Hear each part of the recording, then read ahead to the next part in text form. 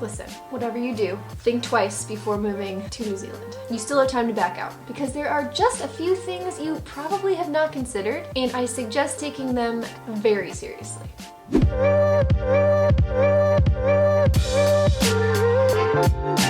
That American in New Zealand here, and boy am I glad to see you. You see, I've lived here for 3.5 years now, and I'm not saying I regret it, but I am saying had I taken pause to think about the things we're about to talk about, I'm not sure I'd be making the same decisions. Hindsight is 20/20. Okay, in all seriousness, if you would like to hear the for real few things to consider before you move here, just wait until the end. I do actually have a couple for you to think about, but until then, let's have some fun.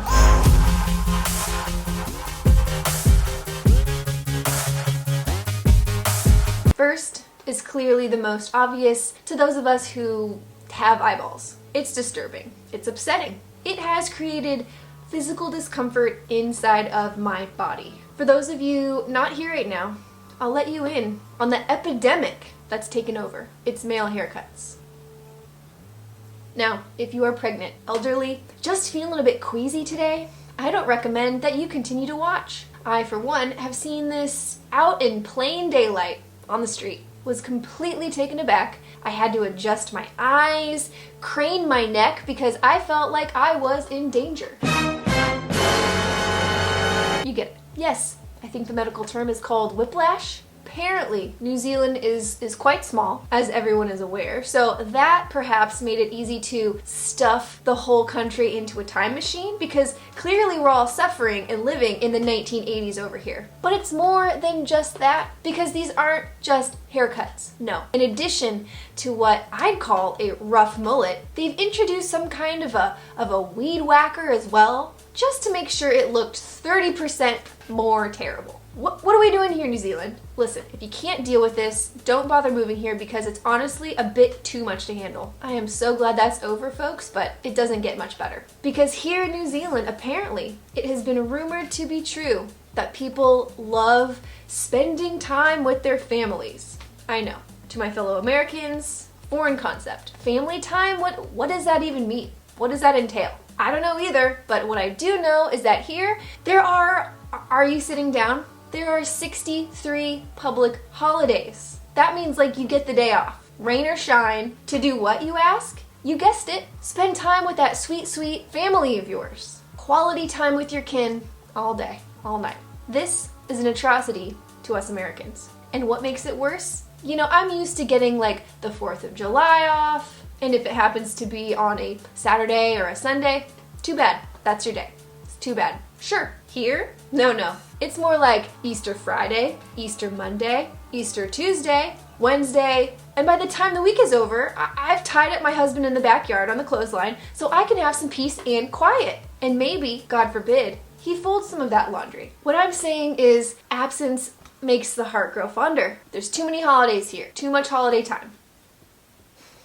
Next is something that has haunted me from the moment I arrived here on this so-called island. We were picked up by a well-established company that I won't name, but let's call it Schluber. Anyways, we were driving and I noticed, weird. What is that disgusting substance on the mirrors? Strange. You'd think this particular car service would be a bit more professional. Looking a bit closer, I realized cobwebs. Cobwebs from spiders on the mirrors. And my friend, no, it was not because this Schluber was unkempt and didn't care about the details of his vehicle. It was because 100% of cars here have cobwebs. Is it because everyone lives in the country? No. City folks have it too. Is it because no one goes to the car wash? Nope. I have cobwebs on my car 26 minutes after leaving the car wash. I don't get it. I don't like it. And it means there's probably a spider living in your car all the time. Good luck sleeping tonight knowing that.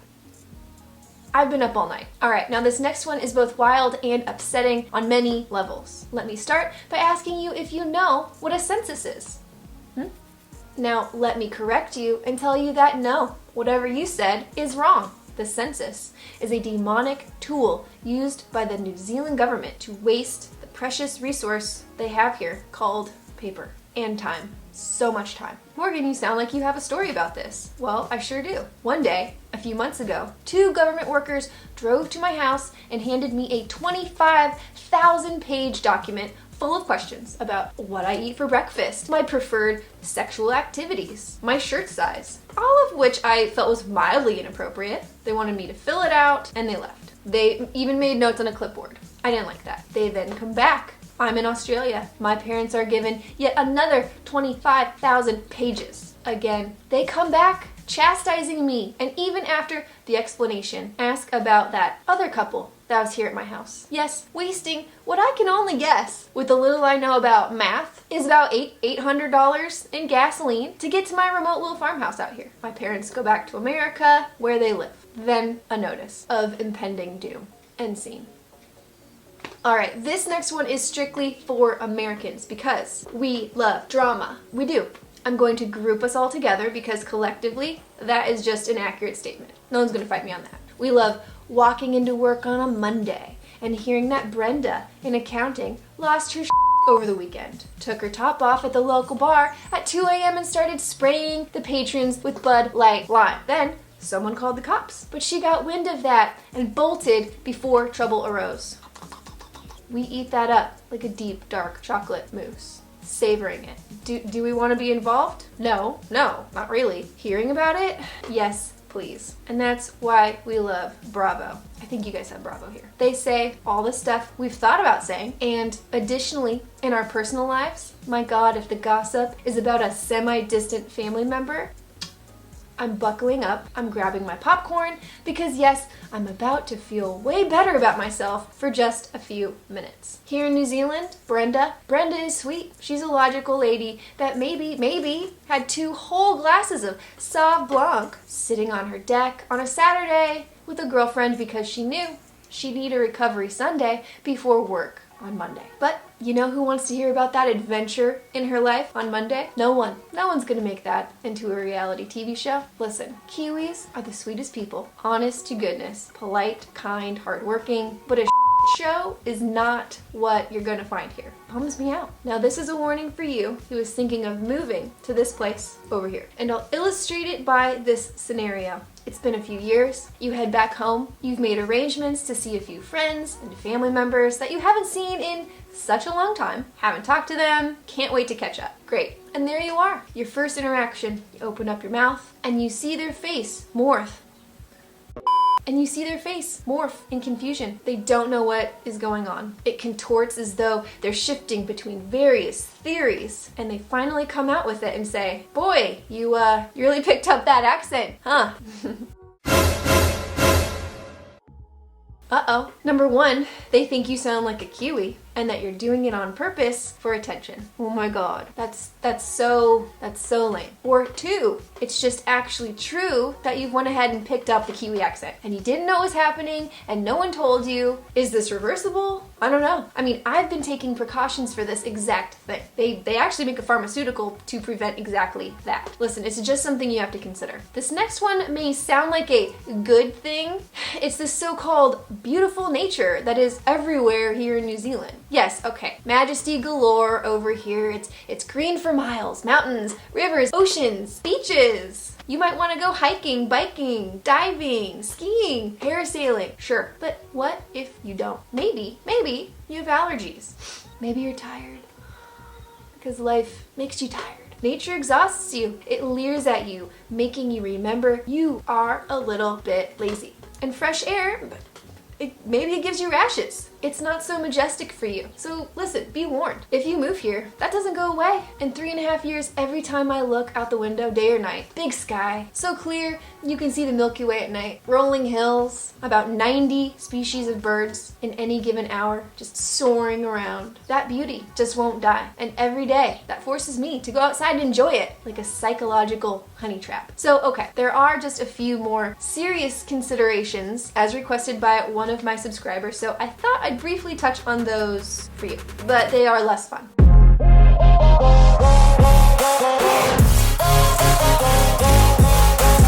One, living here means that you are indeed very far away. So this means getting things shipped here takes longer. People will probably not visit you as much as you think, which may or may not be a bad thing. And you will have to spend a lot more time and effort and money traveling anywhere. I really enjoy things being efficient and easy, and this has proven to be difficult for me, especially thinking about vacationing to, say, Europe. I think it's like a 54-hour flight from here. I could be wrong on that. But worry not, subscriber Marcia from Christchurch will surely fact check everything I've said and correct me in the comments, as she always does. Thanks, Marcia. 2, it is difficult to become a resident if you don't have a very skilled, high-paying job. My husband is an engineer, for instance, and we are still not residents. I think it's been over a year since we've applied. I know. I'm shocked that being a YouTuber hasn't helped either. This one is talked a lot. Oh, it's okay. And they kick their dogs here too. They kick dogs. Okay, this one is talked about a lot, but is worth re-noting. You won't make a competitive salary here compared to other countries and cities, which wouldn't really matter, except the cost of living is also quite high. Like housing, food, the basics, they're just a bit more expensive. So that's not the best combo. And 4, you have less access to everything because of the location, like we talked about before, but also because companies just order fewer of items in general, and there are less options of those items. Do you want a sunset orange Land Rover? It's probably not gonna happen. And 5, things here, like houses, are made differently. They don't have the standard of central heat and air, double paned windows, a lot of that like construction type stuff. It's just not the same as it is in the States, if that matters to you. Just something to think about, and there you have it. Hopefully that was entertaining. And just to clarify, because to this day I still get messages about the things that I say, this video was 80% brought to you by sarcasm. It'd be great if you liked and subscribed, pass along this video if you would, and check out some of my other videos, especially if you're thinking about coming over here to New Zealand. I really think they'll help you out. I have a pretty big body of work. There's like over 30 videos, and I sure wish I had a channel like this when I was thinking of coming over here. All right, guys, see you next time. Bye.